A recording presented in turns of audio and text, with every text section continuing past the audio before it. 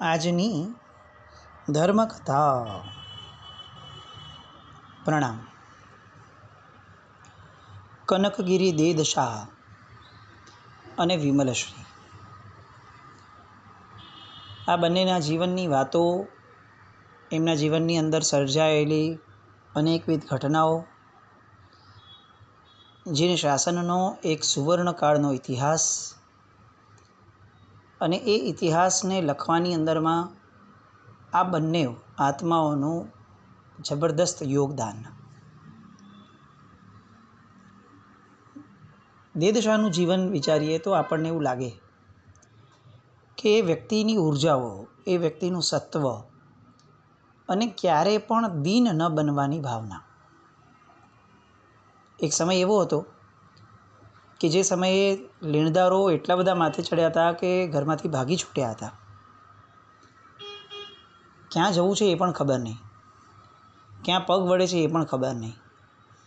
લાગલગાટ 3 દિવસના ઉપવાસ, અને એ પછીથી એને ભોજન મળ્યું, અને પછીથી પણ એનો સ્વીકાર કરતાં પહેલાં એ ભાવ કે આ કોના ઘરનું છે એ કયો. દુઃખના દિવસોની અંદરમાં જે મળે તે લઈ લેવું, એ વ્યવહાર, એ આ જગતનો, લૌકિક જગતનો. દુઃખ હોય કે સુખ હોય, ક્યાંય પણ પરમાત્માના સિદ્ધાંતથી વિરુદ્ધનું વર્તન ન થવું જોઈએ. એ લોકોત્તર શાસનનો સિદ્ધાંત. લોકોત્તર ધર્મને પામેલા વ્યક્તિઓનો જીવનનો ક્રમ એ બહારની પરિસ્થિતિઓ બદલી શકે એવું ન બને.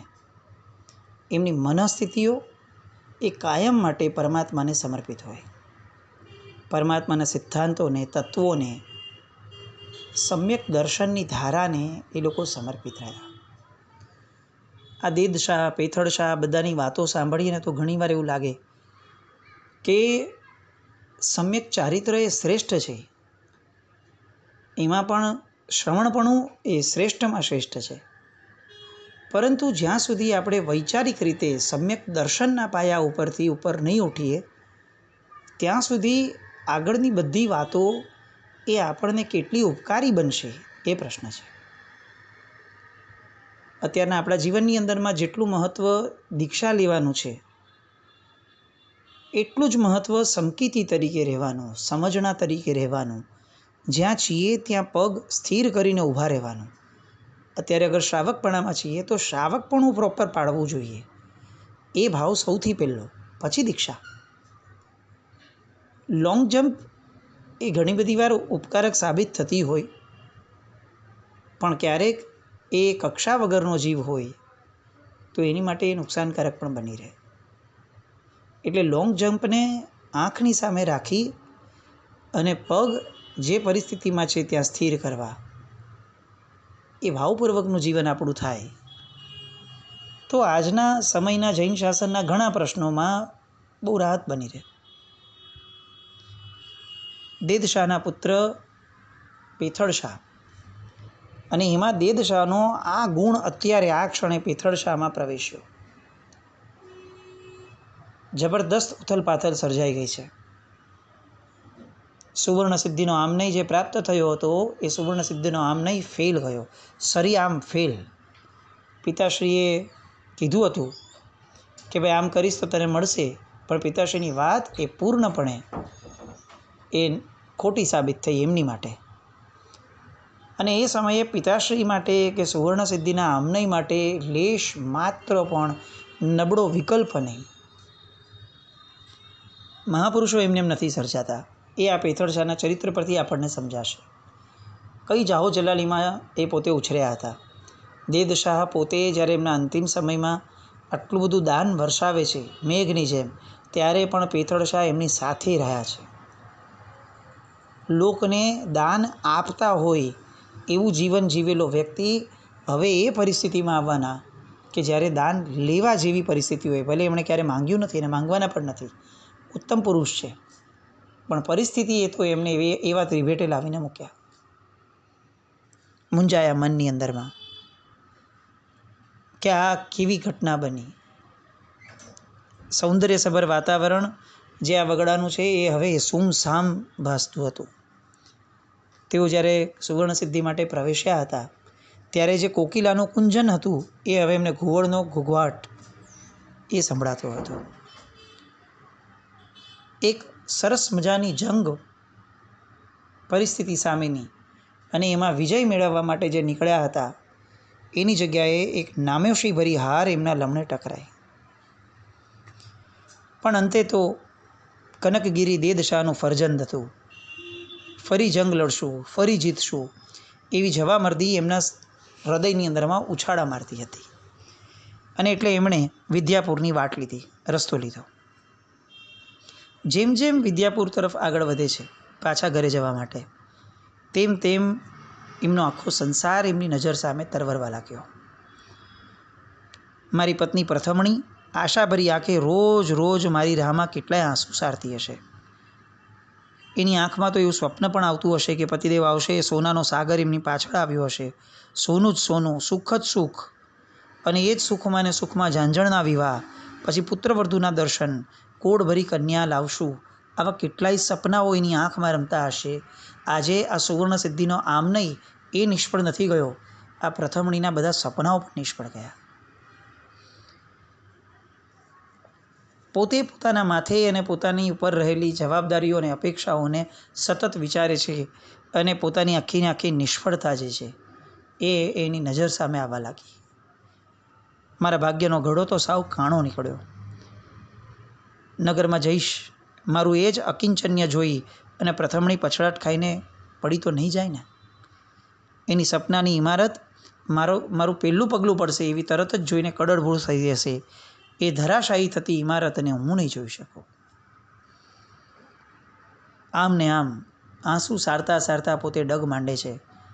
ભવિષ્યનો જૈન શાસનનો જ્યોતિર્ધર કહી શકાય એવો આત્મા આજે વગડાની વાટે, ભૂખ્યા પેટે, ખાલી પગે, ચપ્પલ વગરના અને સાવ નિર્ધન કહી શકાય એવી નિર્ધન અવસ્થાની અંદરમાં એ ત્યાંથી વગડાની વાટેથી વિદ્યાપુર એક દિવસ આવી પહોંચ્યા. જે ક્ષણનો ભય હતો એ ક્ષણ પણ આવી પહોંચી.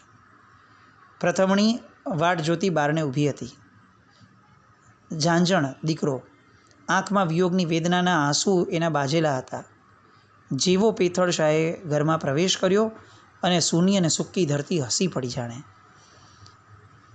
અને બધા જ એટલા ખુશ થયા એવા સમયે પગ મૂકતા વેત પેથળ શાહ કોઈની પણ અપેક્ષાઓને ખોટી દિશા આપવા નથી માંગતા. એટલે તરત જ કહે છે કે દેવી, તમારી સ્વપ્ન સૃષ્ટિને તોડી ફોડી નાખવાનું પાપ મારે ન છૂટકે કરવું પડ્યું છે. મારું નસીબ નખરાળ લાગે છે. આપણા માથે રાત હજી પણ ઘેરાઈ રહેવાની હોય એવું લાગે છે. અલબત્ત મેં કોઈ પ્રયાસમાં પાછું વળીને જોયું નથી, સાધનામાં પણ કચાશ રાખી નથી, પણ તેમ છતાં સુવર્ણની સિદ્ધિએ મારા ગળે વરમાળા ન આરોપી તો ન જ આરોપી. પ્રથમણીના અવાજમાં, પ્રથમણીના દેહની અંદરમાં એક આઘાત પ્રગટ્યો.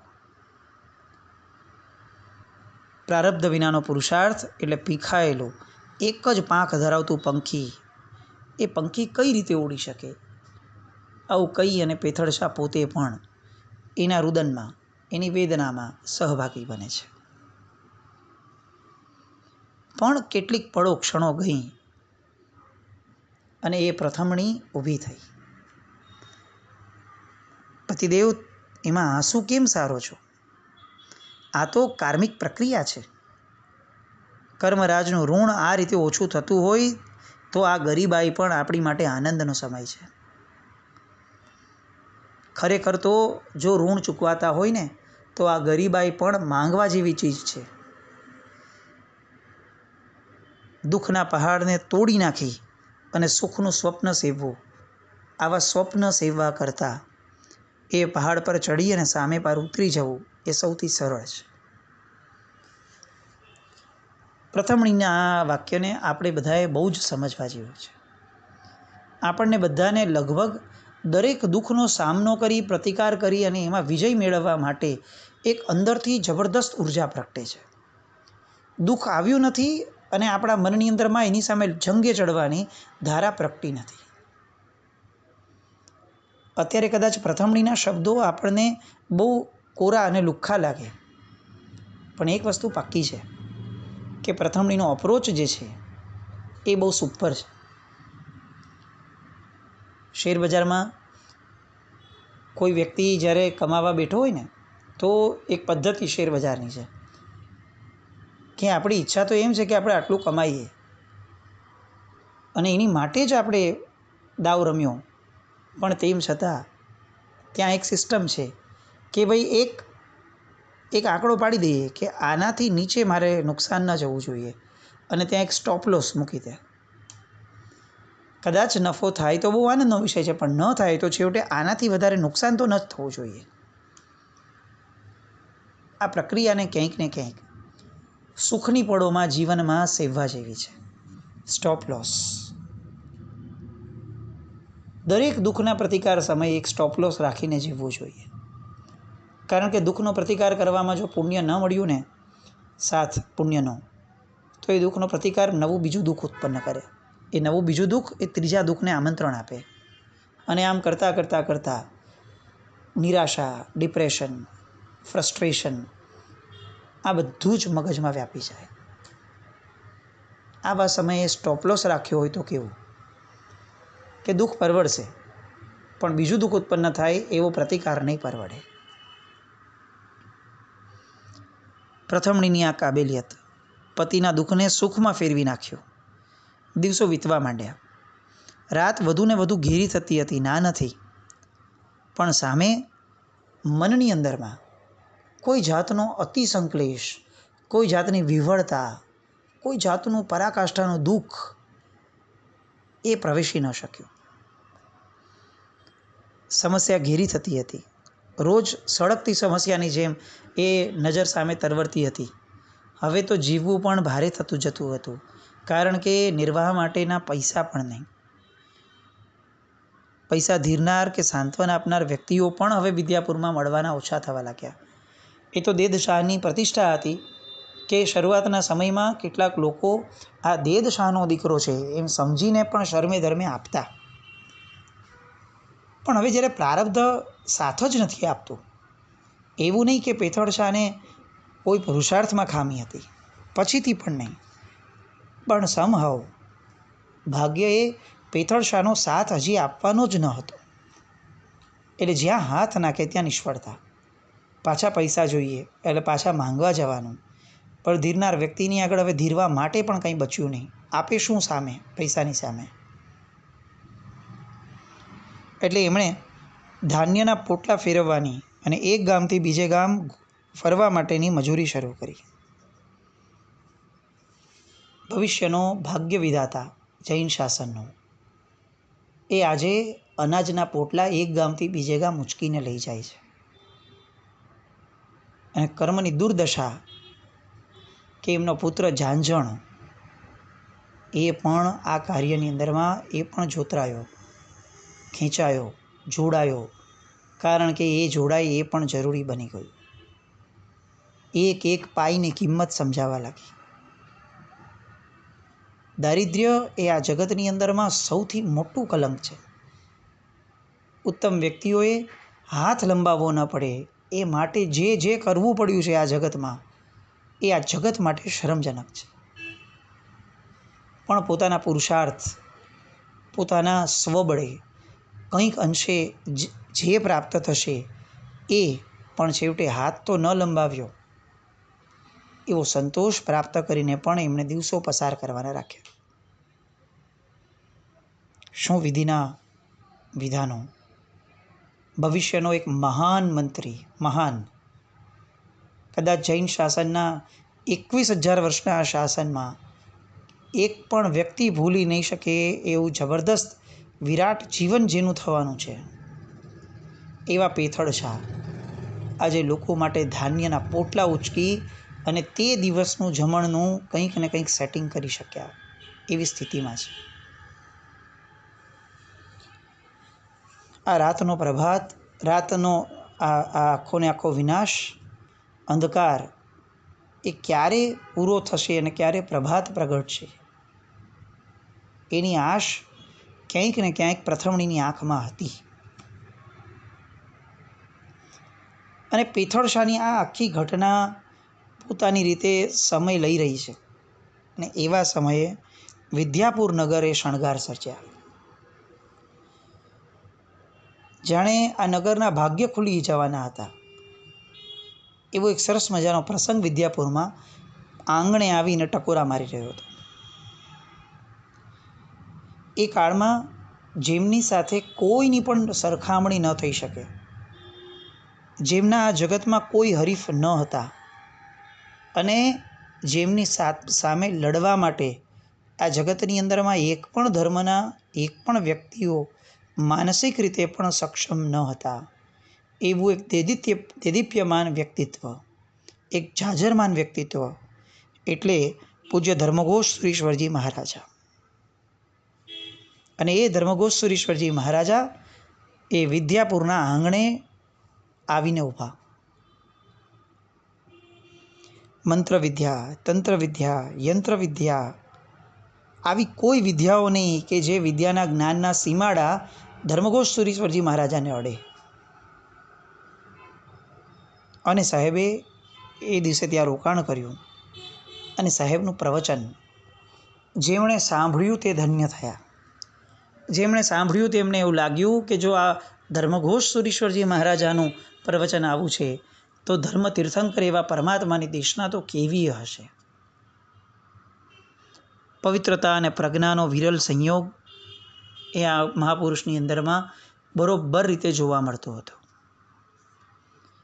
સંયમની કઠોર સાધના અને સરસ્વતી માતાના કૃપાપાત્ર એવા આ ધર્મઘોષ સુરીશ્વરજી મહારાજાની ચમત્કાર કથાઓ જન જનમાં જીભે જીભે ગવાઈ રહી હતી. એમના જીવનનો એક પ્રસંગ, ધર્મઘોષજી મહારાજના જીવનનો. એકવાર કોઈ દુષ્ટ સ્ત્રીએ એમના સાધુ ભગવંતોને ખૂબ ભક્તિભાવથી વડા હોરાવ્યા. મહાત્માઓને તો એમ લાગ્યું કે આ ખૂબ ભક્તિભાવપૂર્વક હોરાવ્યા છે શ્રાવિકાએ, અને વડા લઈ અને પૂજ્ય શ્રી પાસે આવ્યા. સાહેબે પોતાની માંત્રિક વિદ્યાથી જ્યારે પાતળું ખુલ્યું અને જોયું કઈ કઈ ગોચરી આવી છે તો તરત એમની માંત્રિક વિદ્યાથી એમને ખ્યાલ આવ્યો કે આ તો ખોટું થયું છે, આ વડા કામણ ચૂમણવાળા વડા છે. અને આ પોતાના જ્ઞાનનો ઉપયોગ મૂક્યો તો ખ્યાલ આવ્યો કે આ વડા ખાનાર એ સ્ત્રીની પાછળ ભમતો ભમતો જાય એ રીતનું કામણ ટૂમણ આ વડાની અંદર કરેલું છે. આચાર્ય ભગવંતે કોક મંત્ર ભણ્યો અને પછી શિષ્યને કીધું કે જાઓ આ વડાને વનમાં વિસર્જન કરી દો, આ વડા અકલ્પ્ય છે. સાધુ ભગવંતોને બહુ આશ્ચર્ય થયું. આટલા ભાવથી આ સ્ત્રીએ વોરાવ્યું છે અને વડામાં વળી અકલ્પ્ય શું? પણ ગુરુ ભગવંતની આજ્ઞા છે એટલે પછી બીજો વિકલ્પ નહીં. હા, મનમાં કુતૂહલ ચોક્કસ હતું કે સાહેબે આવું કેમ કર્યું હશે, પણ એ પ્રશ્ન અત્યારે પૂછાય નહીં. ગુરુએ આજ્ઞા કરી હોય તો સામે પ્રતિપ્રશ્ન ન કરાય. એટલે સૌથી પહેલું કામ ગુરુની આજ્ઞા પાડવાનું. એટલે તરત જ વગડામાં એ વડા પઠાવવા માટે નીકળ્યા. રસ્તામાં કોઈ વિકલ્પ વગર પોતે જઈ રહ્યા છે અને જ્યાં એમને લાગ્યું કે આ નિર્જન સ્થળ છે એટલે વડા ત્યાં આગળ પઠાવવા માટે, વિસર્જન કરવા માટે એમણે પાત્ર ખોલ્યું. પાત્ર ખોલતા જ આશ્ચર્યનો પાર નહીં, કારણ કે એ વડા એ પાત્રામાં જે મૂક્યા હતા તે વડા વગડામાં આવતા સુધીમાં વડા ન રહ્યા, એની જગ્યાએ પથ્થર બની ગયેલા. અને પછી પથ્થર પઠાવ્યા. શિષ્યને પોતાનો જવાબ મળી ગયો. વડા પઠાવવામાં પારિષ્ટાપનિકા સમિતિનો ક્યાંક ને ક્યાંક એક પ્રશ્ન ઊભો થતો હતો. પથ્થર પઠાવવામાં તો પ્રશ્ન જ ક્યાં છે? નક્કી ગુરુ ભગવંતે કંઈક આમાં જોયું હશે અને આ કંઈક કામણ ટૂમણ થયું હશે. કોઈક એવી મેલી વિદ્યા હશે કે જે વિદ્યાની સામે ગુરુ ભગવંતે પોતાની વિદ્યા વાપરી અને આ વડાને પથ્થરમાં પરિવર્તિત કરી દીધા. પણ વાત એટલેથી અટકાવી નહીં સાહેબે. આ ગીતાર્થ ગુરુ ભગવંત હતા, આચાર્ય હતા, રાજા જૈન શાસનના. એટલે ફક્ત પેલી સ્ત્રીનું કામણ ટૂમણ ટાળી દે એવું નહીં, પેલી સ્ત્રીને પોતાની યોગ્ય સજા પણ મળવી જોઈએ. કારણ કે આજે આ સાધુ છે, કાલે કોઈ બીજા હોય તો. ગીતાર્થ ગુરુ ભગવંતોની આ માસ્ટરી હોય. એ ક્યારે પણ વર્તમાનનું જોઈને બેસી ન જાય, એ સૌથી પહેલો વિચાર ભવિષ્યનો કરે. એટલે એમણે નક્કી કર્યું કે આ દુષ્ટ સ્ત્રીને કોઈને કોઈ શિક્ષા તો મળવી જ જોઈએ. એટલે એમણે જે જ્ઞાનથી જોયું કે આ એક સ્ત્રી અત્યારે બાજોટ પર બેઠી છે અને જે બાજોટ ઉપર બેઠી હશે એના ઘરે, એ બાજોટ ઉપર એમણે પોતાની માંત્રિક શક્તિ છોડી. સાહેબે પરિસ્થિતિ એવી થઈ કે પેલી સ્ત્રીથી હવે ન ઊભા થવાય કે ન ખસાય. જાણે સ્ત્રી એ બાજોટ ઉપર ચોંટી ગઈ હોય એવી રીતે સજ્જડ રીતે ત્યાં બેસી ગઈ. પેલી સ્ત્રીને પણ કેટલુંક તો ખબર પડતી હતી, એટલે એણે પણ વિચાર્યું કે આ શું થયું છે. તો ત્યાં એને જવાબ મળ્યો કે આ મારી ગઈકાલની ભૂલ જે હતી એની સજા છે. પોતે મનથી માફી માંગી. એ મનથી માંગેલી માફી ધર્મગોસ્તુરીશ્વરજી મહારાજા એમના પોતાના જ્ઞાનમાં આવવા લાગી. પણ ધર્મગોસ્તુરીશ્વરજી મહારાજ સાહેબ આ રીતે માફી માંગે એમ ન હતા, માફી આપે એમ ન હતા. એમણે સૌથી પહેલાં મનથી પેલી સ્ત્રીને આજ્ઞા કરી કે બધાની સામે આવો, બધાની સામે ગુનો કબૂલ કરો, ભૂલનો એકરાર કરો અને બીજી વાર આવી ભૂલ ક્યારે પણ ન થાય એવા શપથ લો, પછી માફી મળે. અને પેલી સ્ત્રીએ પેલા બાજોટ સાથે નગરની વચ્ચેથી નીકળવું પડ્યું. પૂજ્યશ્રીના ઉપાશ્રયમાં આવવાનું થયું. સાહેબ બિરાજમાન હતા ત્યાં, અને આખું ગામ એની પાછળ પાછળ આવે છે કે આ શું થઈ રહ્યું છે, શું થઈ રહ્યું છે. અને ત્યાં આખા ગામની સામે હાથ જોડીને એકરાર કરવો પડ્યો એણે. ત્યારે આપોઆપ બાજોટ પેલું છટકી ગયું. ધર્મગોસ્તુરીશ્વરજી મહારાજા અદ્વિતીય કહી શકાય એવું વ્યક્તિત્વ, અને આ વ્યક્તિત્વ વિદ્યાપુરમાં આવ્યું છે. હજી આ વ્યક્તિત્વના એટલા બધા ચમત્કારો, એટલી બધી વાતો લોકોના જીભે રમે છે કે જેના કારણે કંઈક નવી દિશા જે પેથળ શાહના જીવનમાં આવવાની છે, એ દિશાનો કંઈક અણસાર મળી શક્યો. શું થયું આગળ આવતીકાલ પર જોઈએ. જીનાજ્ઞાવૃત્ત કંઈ પણ બોલાયું તો મિચ્છામિ દુક્કડમ જૈનમ જયતિ શાસનમ.